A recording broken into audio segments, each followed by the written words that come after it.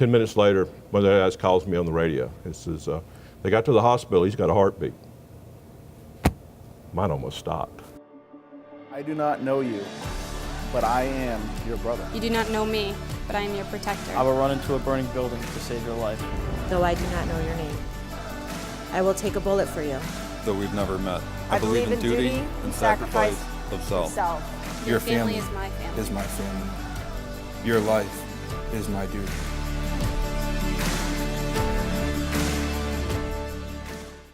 What's going on, guys? Time for another episode of Behind the Uniforms. We are here on location at Sharpshooter USA in Roswell, Georgia.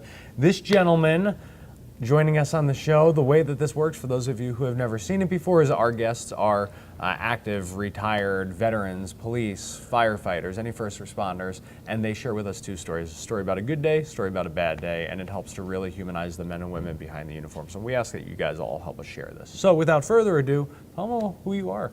My name is Donald Moss. I'm a retired now law enforcement officer from an agency in metropolitan Atlanta. Been retired 5 years, had 37 on the job before I retired, so enjoying life. You're a father and a grandfather. A father and a grandfather. Excellent. A husband. Excellent. Yeah. So tell me, where do you want to start? High or low? Good day or bad day? Start low, end on a high note. Excellent. I asked if it's okay to do another kid story, but I think that the cops remember kid stuff because I think we have a tender spot for kids, and we remember stories with those. So I'll start low. All the way back in 1984.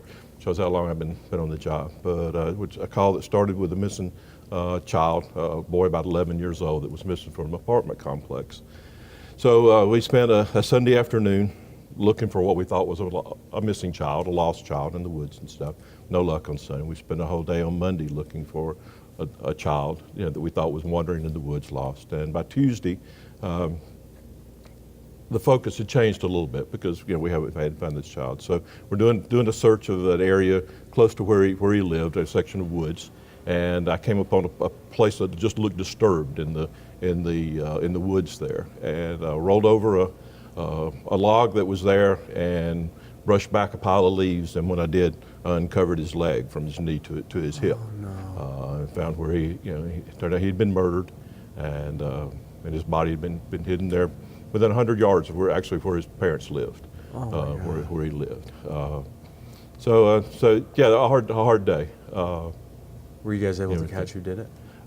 They figured out who did it at a later point. I don't think the guy was ever charged. He was actually in prison for another similar case, a kidnapping where the child actually got away, and he went to prison for that. But there was a lot of years transpired in the time there. So it's hard sometimes when these old cases to go back and make them. But they did finally figure out who did it, I think. So. You go home after a day like that and kiss your kids a little bit extra, hug them a little tighter? Oh, absolutely. But I think we compartmentalize. You get ready to leave, and it goes into the work file. And I read a book several years ago. This guy was a detective in Knox County, Tennessee, and he wrote this book. And in the book, he talks about ghosts, and being able to close your eyes and see bodies and people from your past. And when I read it to start with, I thought, well, that's me. I can do that. But then I realized that if I can close my eyes and I can bring them up and I can see them and I can remember them, then they're not going to jump out on me in the middle of the night when I'm not expecting them. So it's not ghosts that haunt you. It's memories, things that you remember, but it's not things that jump out in the middle of the night and scare you, that you got to deal with. So I think that's it. You compartmentalize it, and So tell me about a good day. Great day. A kid story again. 25 years later, working the evening shift, and we get a call on a missing child in a subdivision. This kid's like 2 years old, and he was out in the backyard with his family, and they turned around and he was gone. If some of you got kids, that can how fast that can happen. So we're searching the house, we're searching the yard, we're searching everything everywhere around, and we don't find this child. So a good 45 minutes or so from the initial disappearance goes by, and his father finds him in the neighbor's koi pond, submerged in the koi pond. Oh my God! And grabs him out, and comes running into the yard screaming. So it just happens. There's a neighbor there who's a doctor, and I were there. So we did this child, and I think we exchanged this look that, you know, first responders understand when you come with something like that. You know, there's probably nothing we can do here, but his parents are standing right here.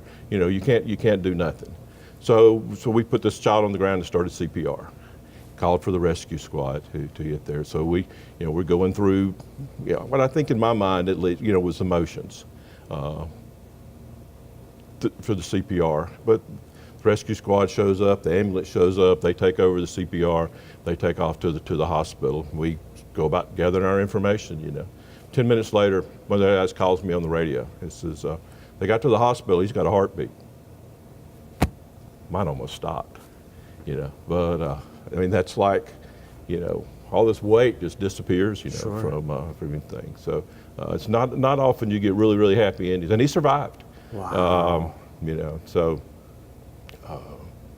you know, Another life saved. that was a good day. Yeah, that was a good story. That's Happy awesome. ending. Yeah. What do you wish more people would know about cops? There were people. You know, I think people see the uniform, and that's, you know, and they don't realize that there's, you know, a husband, a wife, a father, you know, a son, a daughter. That's, you know, that put that. They're people from their community. You know, it's funny, they see us at parties or out at a social gathering, and you know, everybody wants to hear the cop stories. You know, everybody wants to talk to the cop. I used to, you know, I'd tell my new guys who were coming in, you know, so you go to a party and there's you and a used car salesman. You know, nobody wants to hear, you know, the story about the, you know, the 17-year-old car that somebody sold today. Yep. You know, they want to hear, you know, the cop stories, and Yeah. so, you know, in that setting, everything's great, and then you put that uniform on, and they see you out in the, you know, in the world, and it's just it's a whole different. You know, they see you so much different. Is that they would see that same person that they see, you know, outside the uniform. They'd see that same person when they deal with us on the street, when they, you know, when they run into us. Awesome. Awesome. Well, that's the goal of the series. Guys, we ask you to just take the 2 seconds, hit the damn share button, share these stories with all of your friends. Let's just help us show that these are the men and women who are your neighbors, your brothers, your sisters, your husbands, your wives, just like you and I. So, brother, thank you so much for Thank you. being on the show. Thanks for sharing this video. God bless America.